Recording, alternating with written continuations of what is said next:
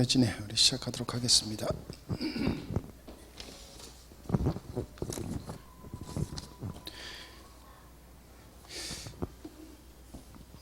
이번 주는 우리 다니엘서를 함께 나눠보도록 하겠습니다.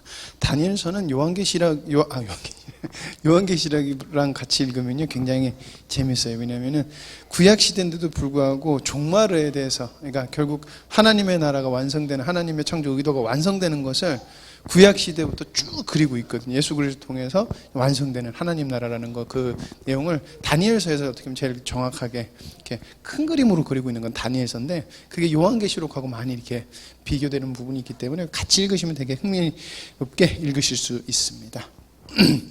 다니엘서에서 간단하게 나눠보도록 할게요. 바벨론이 첫 번째 이제 공격을 한 거니까, 망하고 나서 다니엘이 포로로 잡혀간 게 아니라, 지난주에도 잠깐 살펴봤듯이 여호와김 시대 때 바벨론이 첫 번째로 예루살렘을 공격하고 공격한 다음에 포로를 잡아갈 때 거기서 잡혀간 사람 중에 한 사람이 바로 다니엘이에요.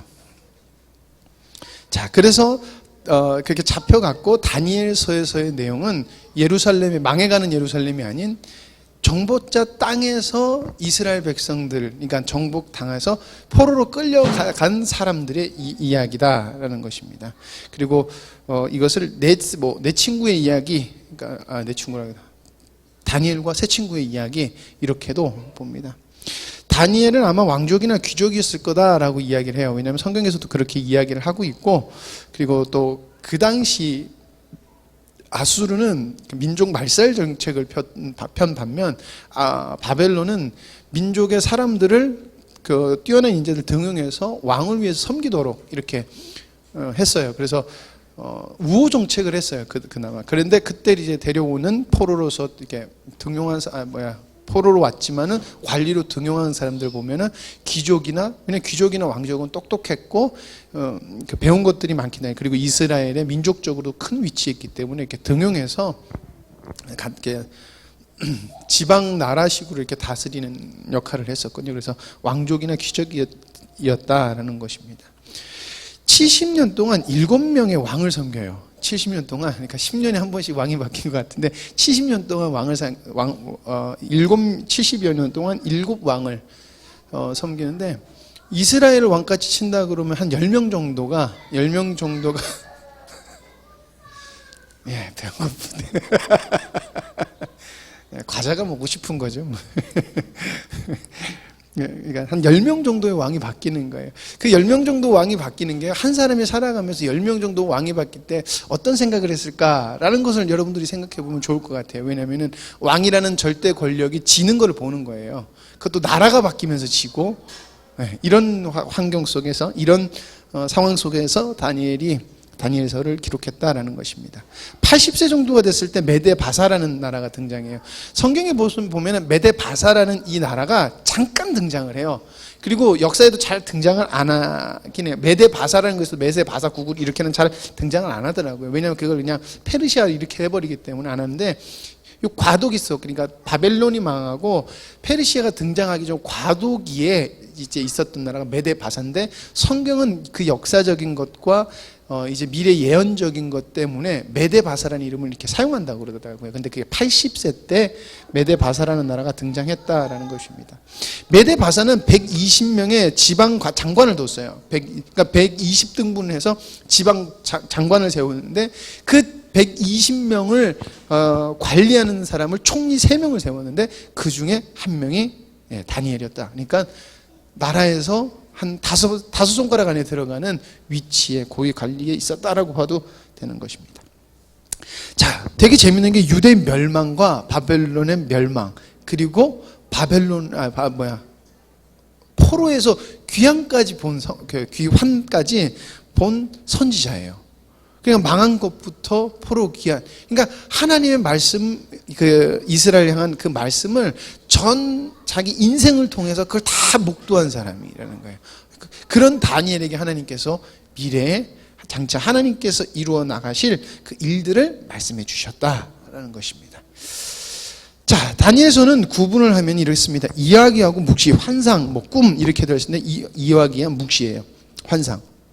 1장부터 6장까지는 다니엘과 세 친구들에 대한 이야기로 이렇게 계속해서 진행이 됩니다. 그리고 7장부터 12장까지는 다니엘의 환상이에요. 근데 1장부터 6장까지 등장하는 그런 중간중간 꿈 얘기가 결국엔 다니엘의 환상과 그 합해서 장차 세상 나라는 세상에 그 아무리 강한 세상 나라라 할지라도 하나님께서는 그 세상을 멸하시고 하나님의 나라를 완성하고 하나님의 뜻을 이루신다라는 것을 계속해서 보여주는 큰 그림이다라는 것입니다. 그래서 이렇게 구분할 수 있고요. 패턴이 있습니다. 패턴과 약속의 언약 이렇게 되어 있는데, 패턴은 사람들이 점점 악해진다는 거죠. 그래서 짐승처럼 변해서 하나님을 대적하고 백성을 핍박하는 거예요. 처음에는 멀쩡했는데, 그러잖아요. 우리가 그 멀쩡한 사람이 이렇게 과격해지고 그럼 뭐라 그래요? 저 짐승 같아진다 그러잖아요. 근데 짐승 같아진다라고 말할 때 우리가 어떻게 생각해요? 이성이 없어지는 거예요. 기준도 없어지고 이성도 없어지고 자기가 본능대로 움직이는 거예요. 그렇게 변해가는 사람들이 결국에 하나님의 나라를 대적하고 하나님의 백성들을 핍박한다라는 것이에요. 그러나 이제 약속이에요.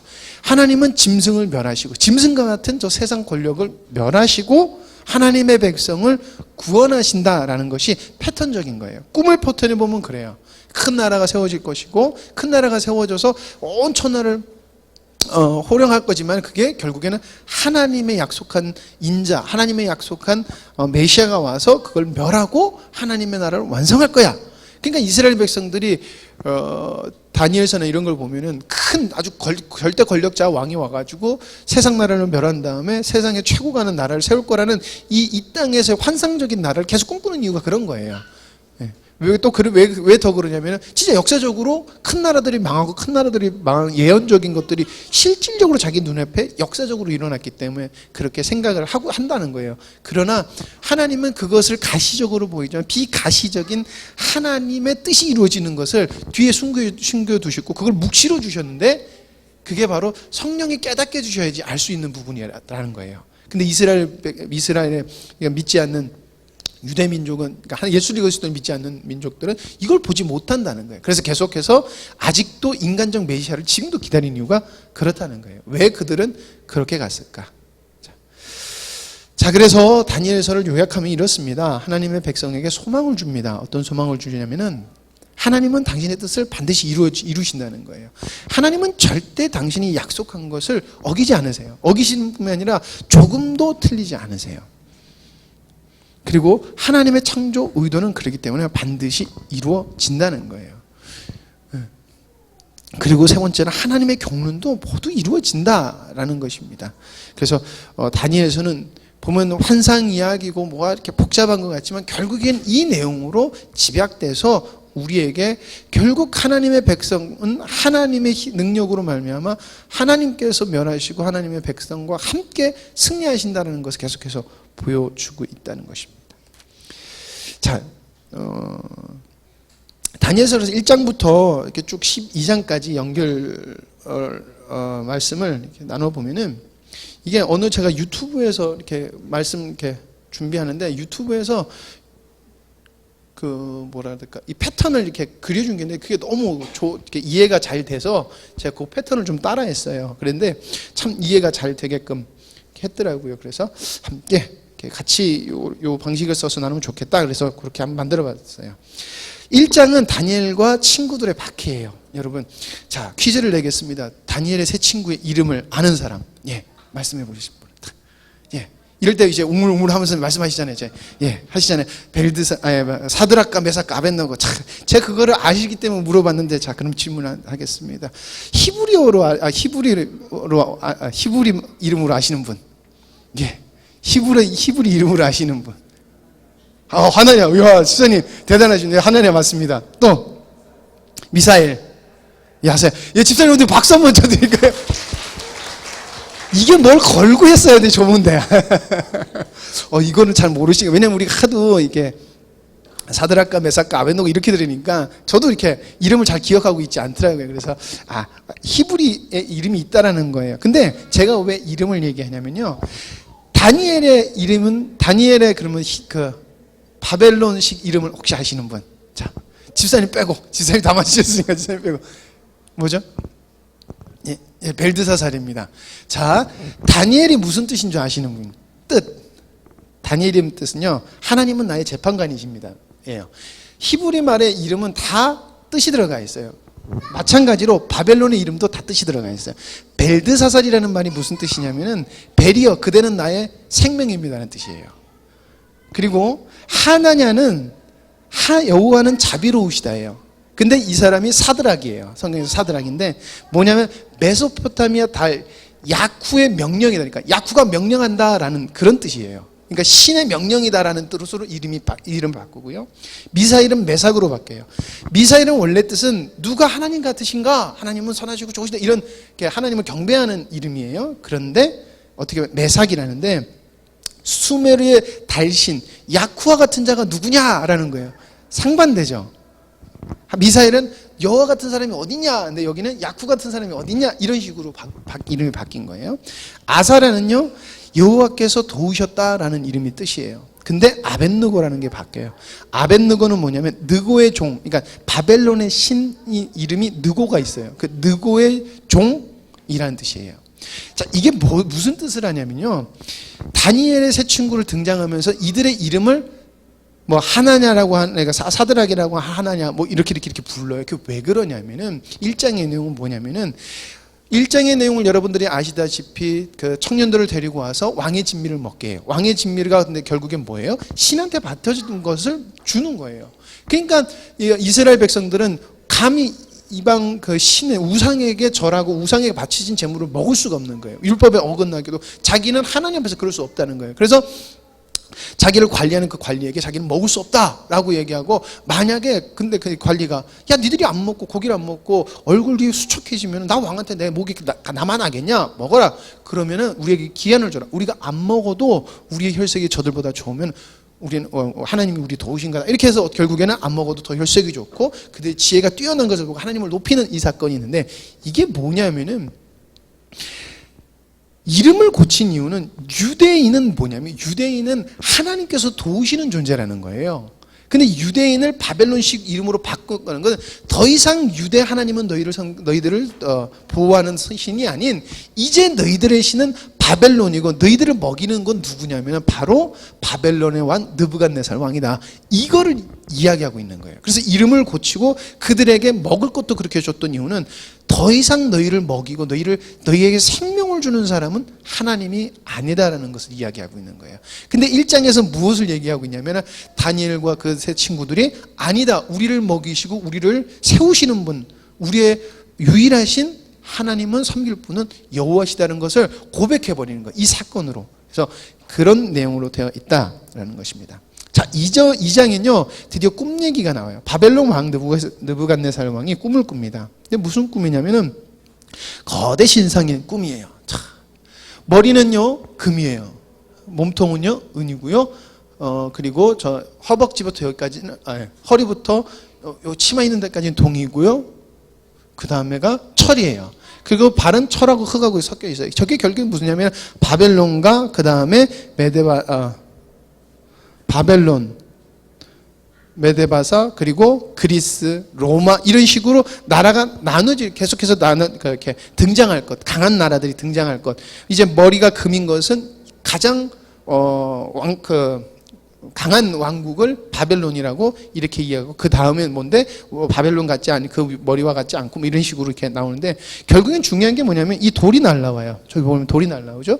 돌이 날라와서 이 신상을 팍 깨부신 다음에 이게 산처럼 푹 쌓여요. 그 신상 앞에 쑥 쌓여요. 결국에는 하나님께서 작정하신 하나님의 심판, 그러니까 예수 그리스도로 말미암은 그 사건이 결국에는 이 나라의 모든 강한, 누구도 봤을 때 멸망하지 않을 거라는 그 강한 나라들을 예수 그리스도께서 멸하시고 결국에는 하나님의 나라를 승리를 해 나가신다, 하나님의 나라를 세워 가신다라는 것을 말하고 있는 거예요. 자, 재밌는 게 요때 다니엘이 꿈 해석했던 게 17살인가 그래요. 17살 때 요 꿈을 해석했습니다. 이 꿈을. 자, 여기서 17살, 16살, 18살. 예원이가 1년만 젊었어도 내가 저거 할 수 있는데, 그치? 그러니까 예원이 같은 나이에 꿈을 해석했다는 거예요. 제가 왜 이 얘기를 하냐면 우린 계속해서 나이가 어리면은 지혜가 없다고 생각을 해요. 하나님의 말씀을 지혜롭게 판단할 수 없다고 생각하는데 그거는 우리의 착각이에요. 뭐냐면 다니엘이 오늘 오전 말씀에 가도 보면은 하나님과 깊은 교제 안에서 하나님을 사랑하고 하나님과 깊은 교제에 있는 사람은 나이가 어리고 나이가 많고가 상관이 없다는 거예요. 하나님이 주신 그 지혜가 그게 있으면은 그 전 세계를 주름잡는 느부갓네살 왕의 그 모든 지혜자를 뛰어넘는다는 거예요. 그것도 17살에. 여러분 혹시 그 바벨론 옛날에 우리 EBS 다큐멘터리 바벨론이라는 그 다큐멘터리를 혹시 보셨는지 모르겠는데 그 다큐멘터리 보면은 이 느부갓네살 왕이 왕으로 있었을 때 바벨론에 하늘 궁전이라는 걸 줬어요. 그게 몇 층인지 이제 생각하는데 한 4층 정도니까 우리가 생각하는 4층이 아니라 4층인데 이 높이가 굉장히 높아요. 근데 거기에 그 당시에 사막에서 물을 끌어와 가지고요 우물이 위로 끌어올린 다음에 물을 흐르게 해서 거기다가 정원을 세웠어요. 그것이 느부갓네살 왕이 자기가 사랑하는 연인한테 준 성이에요. 그게 불가사의 건물 중에 하나가 있는데 지금은 남아있지 않으니까 없는데 그런 건물을 줬만큼 어마어마하게 과학이나 권력이나 여러 가지로 대단했던 사람이 느부갓네살 왕이었다는 거예요. 그런데 하나님의 지혜를 못 넘어선다는 거예요. 그걸 보여주고 있다라는 것입니다.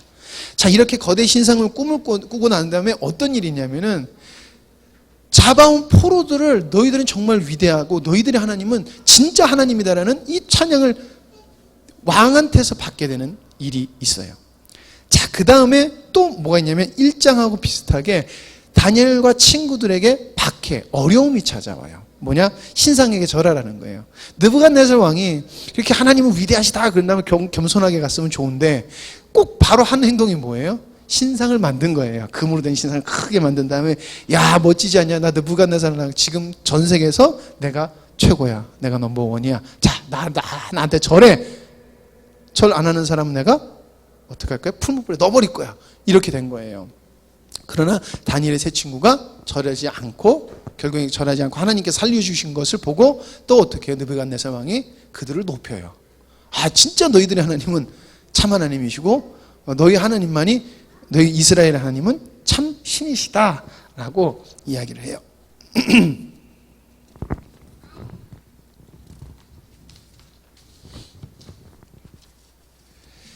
자, 그 다음에 4절하고 5절은요 같은 선상에서 봐야 돼요. 자, 위에 거 좀 잠깐 보세요.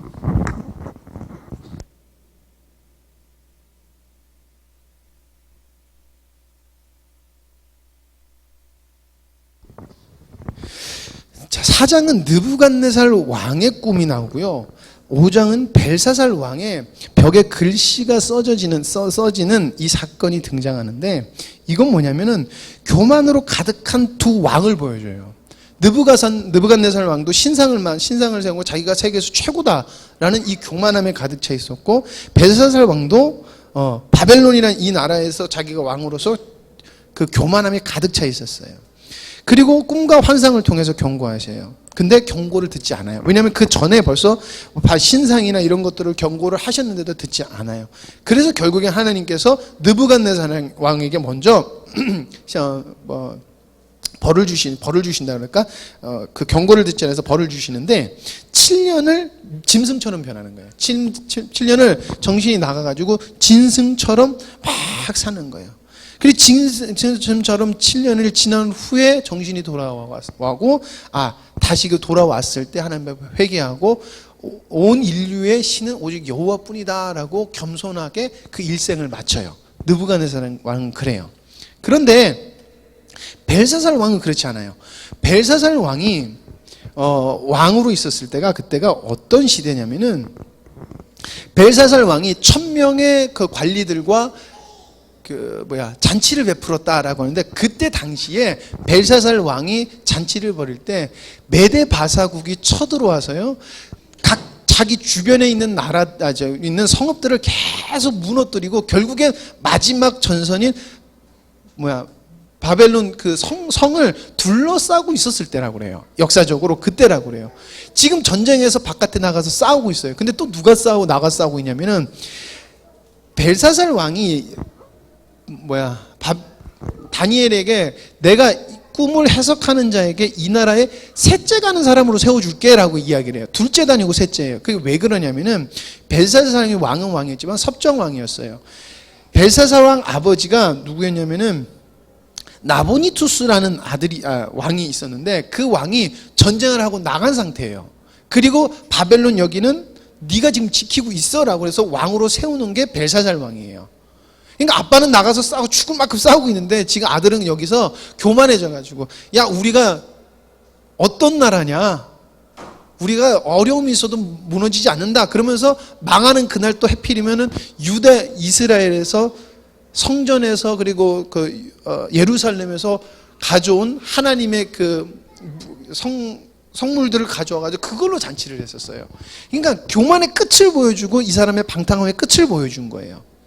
아빠는 나가서 싸우고 쳐들어왔는데 자기는 우리나라는 이렇게 멸하지 않아, 망하지 않아, 우리가 최고야, 이런 식으로 교만에 사로잡혀 있는 왕이었었다는 거예요. 그래서 결국엔 하나님께서 말씀하시는 게 메네 데겔 우바르신이라는 거예요. 왕의 시대를 세워보니까 이제 그게 끝이 났고 저울을 달아보니까 이제 끝났다. 그래서 다음 나라에 내가 넘길 거다. 넌 끝이다. 이거를 벽으로 쓰시네요. 그래서 진짜 다니엘에게 그 셋째 가는 사람을 세우고 그날 벨사살 왕은 살해를 당해요. 근데 이 내용은 창세기 1장에서 2장 내용을 오버랩, 그러니까 담고 있는데 뭐냐면은 하나님께서 느부갓네살 왕하고도 그리고 벨사살 왕에도 뭐냐면 내종이라고 이야기를 했어요. 그거 아세요? 내종이라고 얘기해요. 그럼 무슨 말이냐면은 하나님이 권력을 주는 거는 하나님의 대리자로서 하나님께서 권력을 주시는 거예요. 그래서 계속해서 바벨론의 느부갓네살 왕에게도 나타나셔서 하나님은 참 하나님이 누군지 계속 가르쳐 주셨어요. 그렇잖아요? 다니엘을 통해서.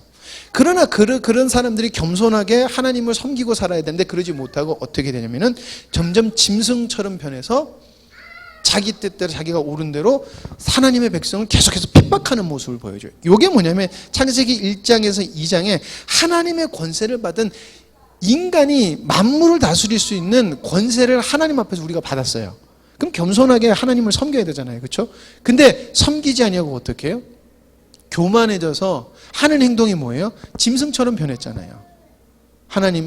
선악과를 따먹고 자기 동생을 쳐 죽이고 그리고 자기들이 싸움을 하기 위해서 칼과 이런 무기를 만들고 음탕한 문화를 만들고 이런 식으로 계속해서 짐승화돼 갔다는 거예요. 이거를 보여주고 하나님의 대리자로서 겸손하지 못하는 이 모습을 이 느부갓네살 왕과 벨사살 왕의 이 사건을 통해서 보여주고 있다라는 것입니다.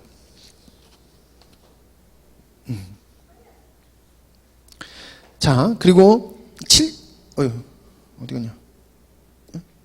이거구나. 6장으로 넘어가면은 다니엘의 이야기예요. 이건 다니엘의 이야기인데 기도 금지예요. 벨사살 왕이 죽은 다음에 잠시만요. 이거 왜 이렇게 섞였구나. 다리오 왕이 있어요. 다리오 왕이 잠깐 바벨론의 마지막 왕으로 세워지긴 해요. 이 사람은 메대 사람인가 바사 사람인가 그랬는데 그 바벨론의 마지막 왕으로 잠깐 있을 때 이 왕도 자기 외에는 아무한테도 절하지 못하게 하는 거예요. 그게 앞의 내용이랑 또 연결이 돼요. 누굴 섬겨야 되냐? 나를 섬겨야 된다는 거예요. 근데 결국에 뭐예요?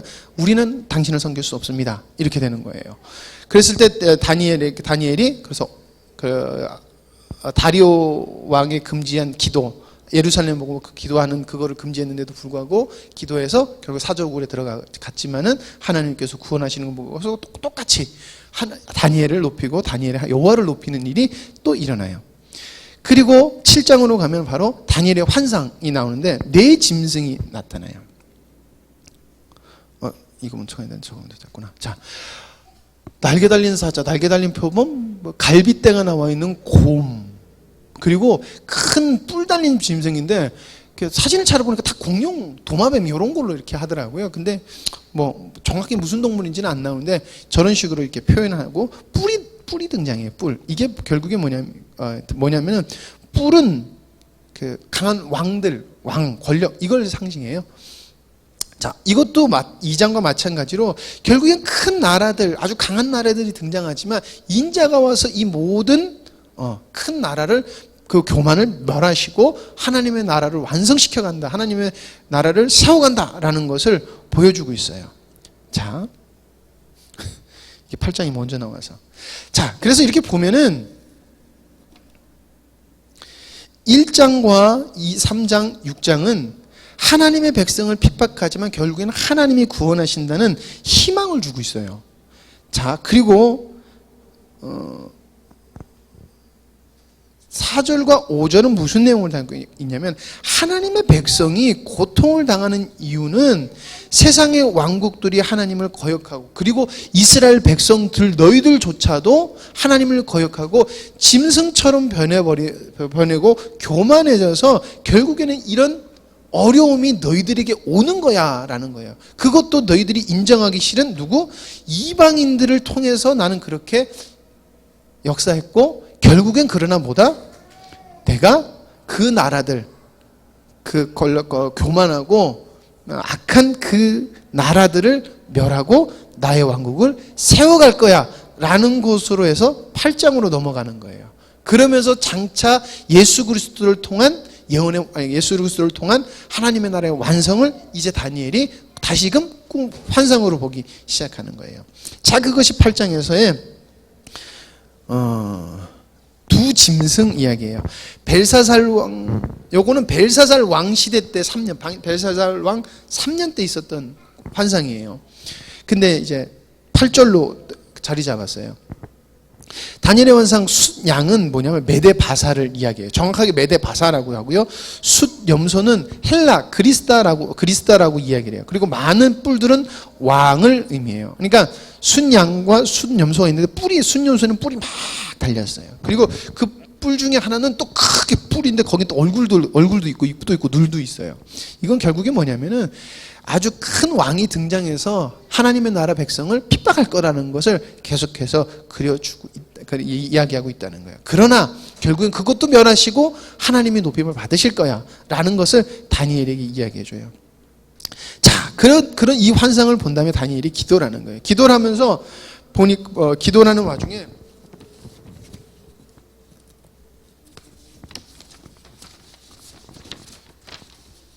우리가 왜 이런 어려움을 당할까라고 다니엘이 생각해보고 누구의 책을 찾아보면 바로 예레미야의 책을 찾아봐요. 예레미야가 뭘 했어요? 너희들이 교만했기 때문에 하나님께서 멸하시고 70년을 하나님께서는 벌하시고 너희들 포로로 두실 거야.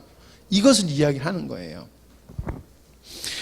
참 그러니까 하나님께서 계속 하셨던 말씀은 뭐냐면 이스라엘 백성들이 망하기 전에 야 70년 동안 그냥 항복해. 그냥 너희들이 지금 항복하면은 너희들이 핍박 안 당하고 그냥 포로로 갔다 올 거야. 이거를 이스라엘이 망해가는 여호와 김부터 시드기야까지 한 4명 정도 왕이 왔다 갔다 하면서 계속 한 말이 그거예요. 야, 바벨론에도 항복해. 그럼 너희들 그냥 편하게 있다가 70년 후에 내가 다시금 예루살렘으로 돌아오게 할게. 내가 깨끗한 다음에 돌아올게. 그랬더니 뭐라 그래요? 죽어도 자긴 그럴 수 없고 애국을 의지해. 이게 뭐냐면 나는 하나님을 죽어도 의지 안 할 거고요. 세상 의지할 거예요. 이걸 말하고 있는 거예요. 그래서 어떻게 했냐면은 그냥 니들 70년만 갔다 오면 되는데 니들이 순종 안 했기 때문에 아주 박살이 나가지고 그렇게 끔찍한 모습으로 너희들이 70년이라는 포로 생활을 하는 거야 라는 것을 다니엘이 발견하는 거예요.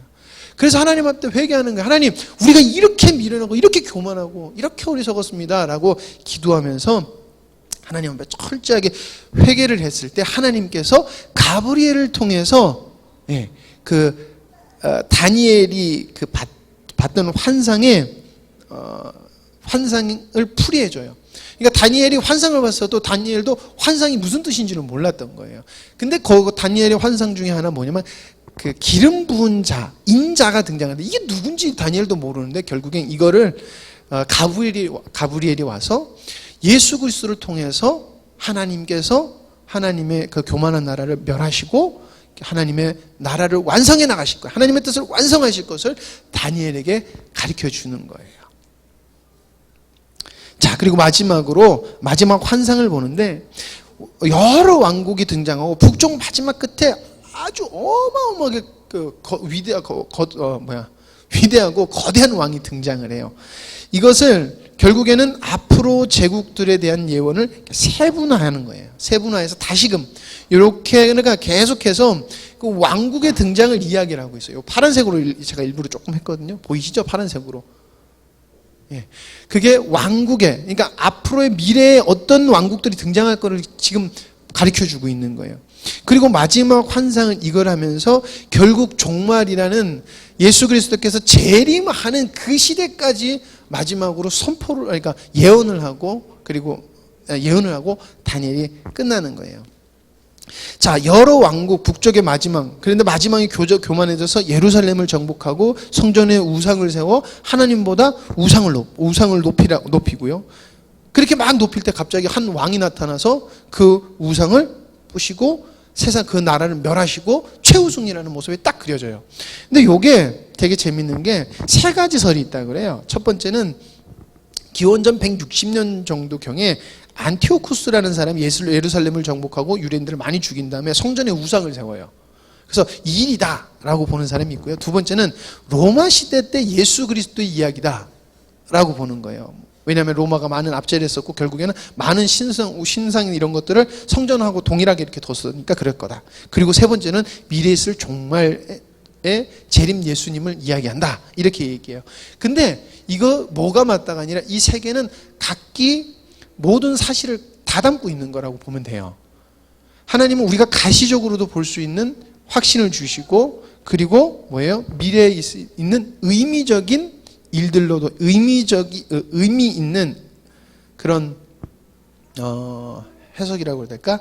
이 말씀을 예언으로, 그러니까 미래 예수님이 오시는 이 예언도 포괄되고 있는 거예요. 그러니까 즉 세 가지 내용 자체가 다 포괄이 돼요. 왜냐하면은 예루살렘이 정복하고 유대인이 죽는 것, 두 번째가 예수 그리스도가 오시는 것, 그리고 마지막에 예수님의 재림이 등장하는 것. 그래서 학자들도 이 이야기다, 이거다 정확하게 결론을 못 내려요.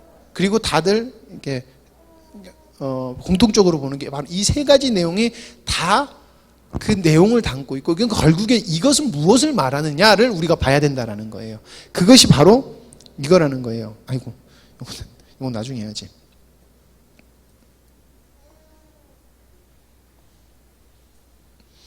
자, 하나님 백성에게 소망을 준다는 거예요. 제가 아까 우리 사모가 여보 왜 갑자기 기도하는데 왜 울었어 그러더라고요. 예, 눈물이 나오는 걸 어떻게 해요? 눈물이죠. 가만히 생각해 보니까 예, 제가 영광스러운 교회가 세워지고 30년이라는 세월을 저도 이렇게 지내왔더라고요. 근데 참 그 30년 동안 주님께서 함께 하신 게 참 보여요. 예, 갑자기 진짜 주마등처럼 스치고 지나간다고 그러잖아요. 그 짧은 순간에 그 시시때때로 주셨던 은혜가 갑자기 팍 오는데 너무 감사해서 눈물을 흘렸어요. 슬퍼서 설마 여기서 앉아서 여기 서서 눈물을 흘리진 않았겠죠. 너무 감사한 거예요. 그렇기 때문에 더 소망이 생겨요. 힘들 수도 있고 기쁜 일이 있을 수 있지만은 소망이 생기는 거예요. 하나님을 의지하면 반드시 하나님의 뜻을 이루신다는 거예요. 내가 잘할 수 있다는 그런 확신은 안 가져요. 뭐냐면 주님이 만들어 가신다는 거예요. 내가 실수해서 혹여나 많은 사람들에게 상처를 주더라도 내가 진짜 주님 앞에서 바르게 회개한다고 하나님은 어떻게든지 당신의 선을 내가 아니더라도 어떻게 선을 이루어 가신다는 이 확신이 그 순간에 속 마음에 이렇게 밀려오는데 눈물이 나더라고요. 그리고 감사하더라고요. 근데 그렇다는 거예요. 소망을 주는 거예요. 이스라엘 백성들이 지금 포로로 잡혀 있는데 이거를 보면서 위로가 되는 거예요. 여러분들에게도 위로가 되는 거예요. 지금 하나님은 저걸 구약의 성도들에게 얘기하는 게 아니에요. 이거를 읽는 모든 시대에 하나님의 백성들에게 하시는 말씀이에요. 우리가 계속 성경을 안 믿는 사람들이, 구원 얘기는 안 믿는 사람들 얘기, 구약은 신약 사람들 얘기, 근데 우리는 지금 이제 교회 시대이기 때문에 이런 식인데 아니에요. 우리에게도 지금도 희망을 주고 있다는 거예요. 무슨 희망이에요? 하나님은 하나님의 뜻을 정하신 건 절대 어기시지 않는다는 거예요. 그리고 하나님의 창조 의도는 반드시 완성이 되고 하나님의 경륜도 완성이 된다는 것입니다. 예. 이게 결론인데 아까 요거 안 하고 넘어가세요. 되게 재미있는 게 다니엘서가 써졌는데요. 1장에서 2장 1절까지는 히브리어로 적어놨어요.